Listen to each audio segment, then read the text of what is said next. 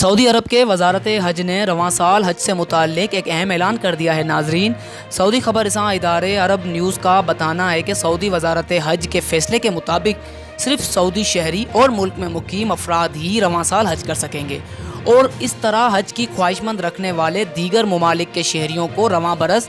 حج کے لیے آنے کی اجازت نہیں ہوگی۔ سعودی وزارت حج کا کہنا ہے کہ دنیا بھر میں کرونا وائرس کی صورتحال اور وائرس کی ابھرتی ہوئی نئی اقسام کو دیکھتے ہوئے حجاج کی تعداد کو محدود کیا گیا ہے۔ سعودی وزارت حج نے حجاج کرام کی تعداد کا اعلان کرتے ہوئے کہا ہے کہ رواں برس صرف 60,000 افراد کو حج کرنے کی اجازت ہوگی، اور تمام افراد میں سعودی عرب کے شہری اور ملک میں رہنے والے غیر ملکی شامل ہوں گے۔ سعودی وزارت حج کا کہنا ہے کہ حج کرنے کے لیے خواہش مند افراد کے لیے ضروری ہے کہ وہ کسی لا علاج مرض میں مبتلا نہ ہوں۔